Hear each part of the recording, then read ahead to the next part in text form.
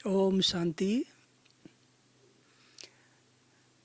आज हम विशेष हमारी प्यारी दादी, मेरी दादी प्रकाश मणि दादी, जिसे हम बड़ी दादी कहते हैं, आज उनकी बहुत याद आती है, क्योंकि जो कई वर्षों तक ब्रह्मा कुमारी ईश्वर विश्वविद्यालय का चीफ रहे हैं और इस महान यज्ञ को उन्होंने बहुत आगे बढ़ाया है।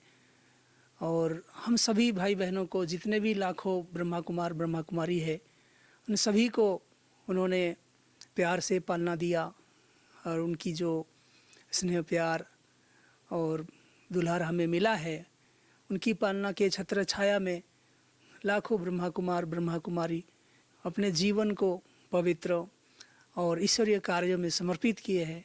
वो हमारे लिए एक अनुकरणीय है। वो महान थे, दिव्य थे।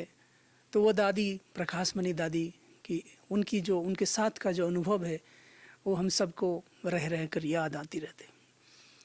तो 25 अगस्त उनका स्मृति दिवस है। उनकी याद में कुछ बातें हम सभी आपस में शेयर करते रहते हैं। तो मैं भी दादी के साथ कुछ समय से रहा हूँ, इसीलिए मुझे उनकी बहुत सारी बातें याद आती रहती हैं। कैसे उन्होंने आगे सबको आगे बढ़ाया और इस यज्ञ को बहुत ऊंचाई तक लेके आए। तो प्रकाश मणि दादी, उनके संपर्क में हम सबसे पहले 87 में आए। जब मुझे ज्ञान मिला तो दादी उस समय कलकत्ता में आई थी और वहाँ पर एल्गिन रोड में क्लास करा रहे थे। तो हमने पहली बार देखा एल्गिन रोड, श्यामनगर, कौन नगर और बहुत सारे सेंटर में वो कलकत्ता में, और उन्हें क्लास कराया। तो हमने उनके हर क्लास को अटेंड किया, देखा। तो हमें पहले दृष्टि से ही हमें दादी ऐसे देवी जैसा अनुभव होता था कि ज्ञान की देवी है। तो जब हम पहली बार मधुबन में आए, निर्मल संता दादी ने हमें सेवा के लिए मधुबन में भेजा। तो पांडव भवन में हम रह रहे थे। तो बीच बीच में दादी हम सबको टोली खिलाती थी। तो वो मुझे याद आता है।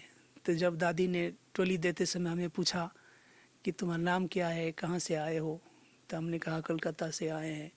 तो दादी ने मुन्नी दीदी को इशारा किया कि देखो तुम्हारे कलकत्ता से आए हैं, इस भाई से बात करो। तो हम मुन्नी दीदी को नहीं जानते थे, क्योंकि मुन्नी दीदी तो कई वर्षों से मधुबन में रह रहे थे। तो उस समय तो हमारा जन्म भी नहीं हुआ और मधुबन में पहली बार देखा तो परिचय हुआ। दीदी ने कहा तुम कहाँ से हो, मैंने कहा हल्दिया से है। तो दीदी ने कहा, मुन्नी दीदी ने कहा कि दादी के पास रहेंगे, हमारे साथ रहेंगे, मधुबन में रहेंगे, सेवा करेंगे। तो हमने कहा बिल्कुल करेंगे, ये तो हमारा अति सौभाग्य है। मैं भी मधुबन से जाना नहीं चाहता था। तो सेवा करके यहाँ 3 महीना सेवा करने के बाद सबको घर भेजा जाता था। तो मैं नहीं जाना चाहता था। तो जैसे कि दादी ने हमें चुन लिया, तो मुन्नी दीदी ने कहा देखो दादी ने तुम्हें मधुबन में रहने के लिए कह रहा है, हाँ तुमको रहना है। मैंने कहा हाँ रहना है। तब से हम 91 से हम दादी के सेवा में लग गए। तो दादी का कपड़ा प्रेस करते थे, पानी थर्मस का भरते थे, दादी के साथ इधर उधर जाते थे और मुन्नी दीदी के साथ हम स्टोर का सेवा करते थे। तो दादी के साथ अनुभव जो रह करके जो भी सारी चीज़ें हमने देखा, अनुभव किया है, बिल्कुल सिंपल सरल थी दादी।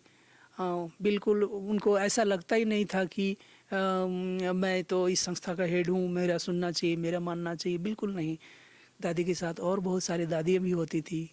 मनोहर दादी, चंद्रमणि दादी, रतनमणि दादी, शांतामणि दादी, बूरी दादी, गुलजार दादी, भोली दादी, बहुत सारे दादी मधुबन में पांडवन में होती थी। तो दादी सबके साथ बैठ करके कोई बात डिस्कस करते थे, सब मिल करके जो डिसाइड करते थे वो यज्ञ को आगे बढ़ाने के लिए दादी वैसा निर्णय लेती थी।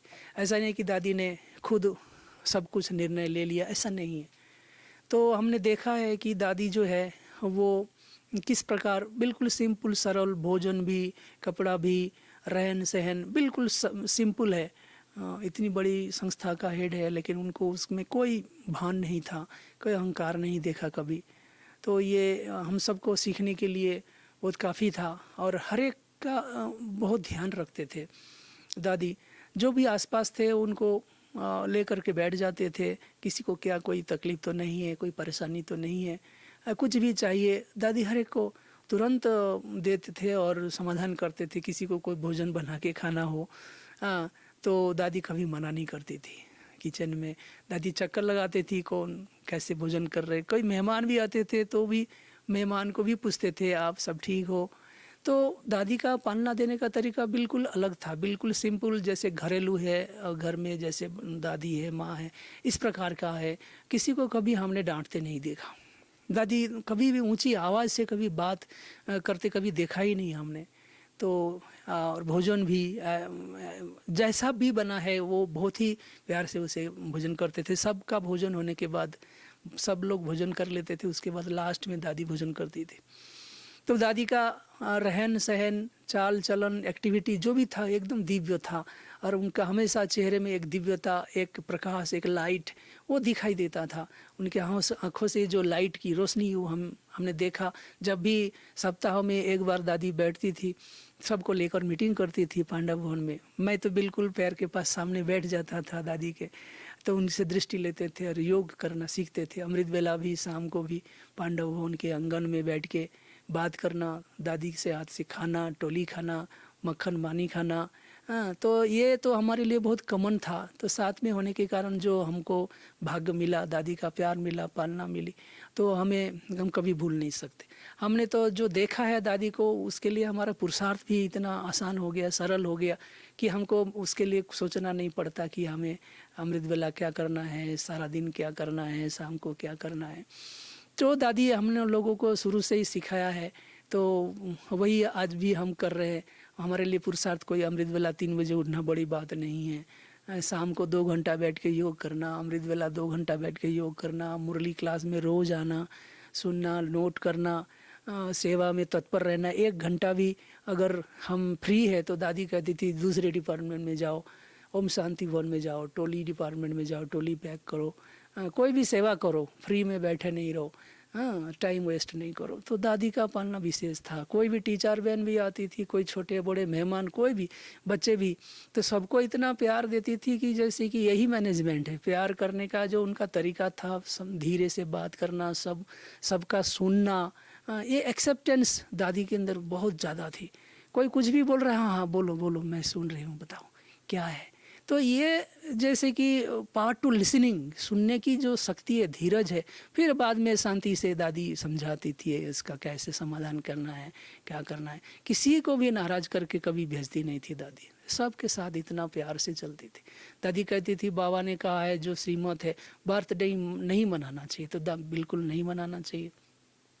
तो दिवाली का समय दादी का बर्थडे होता है, तो मेरा भी बर्थडे है, मुन्नी दीदी का भी बर्थडे है, इसलिए ओम शांति भवन में हम खूब सजाते थे, डेकोरेशन करते थे। देश विदेश से आते हैं दादी तो भी बहुत अच्छा मॉडल बनाते थे, पुष्पक विमान हो चाहे कुछ ऐसे डिजाइन बनाते थे, तो बहुत पसंद आता था दादी को। दादी कहते मेरा बर्थडे कभी नहीं बनेगा, क्यों बाबा ने मना किया है। तो मुन्नी दी कहते ना नहीं दादी, ये तो हमारा म्यूजियम जो है ना किले के पास, उसका बर्थडे है, उसके लिए बिथिन वे सजा रहे हैं ओम शांति भवन को। दादी के साथ फिर तो ठीक है सजाओ, बाकी मेरे बर्थडे के लिए कोई डेकोरेशन नहीं, कोई कुछ नहीं होने वाला है, क्योंकि बाबा ने मना किया है। तो इस प्रकार इतना महान होने के बाद भी दादी सिंपल, कोई अपना मान शान ठाट बाट कुछ भी नहीं, और सब दादी के साथ उनका बैठना उठना, सबके साथ बातचीत करके कोई बात को फाइनल करना, तो ये दादी की बहुत बड़ी विशेषता थी। तो निरहंकारी थी, बिल्कुल नेक्स्ट ब्रह्मा जिसको कहते हैं वो हमने देखा है। तो इस प्रकार से दादी जो है एक महान है, सारे गुण उनके अंदर इसी जीवन में हमने देखा, कैसे वो ज्ञान स्वरूपा, वो लक्ष्मी स्वरूपा, दुर्गा, वो शक्ति स्वरूपा, जो हमने प्रैक्टिकल में दादी को देखा है। मैंने शॉर्ट में आपको सुनाया, बहुत लोग आपको ऐसे अनुभव सुना सकते हैं, क्योंकि हम कम समय में थोड़ी सी बातें जो हम है वो हम आपको शेयर कर रहे थे। ओम शांति।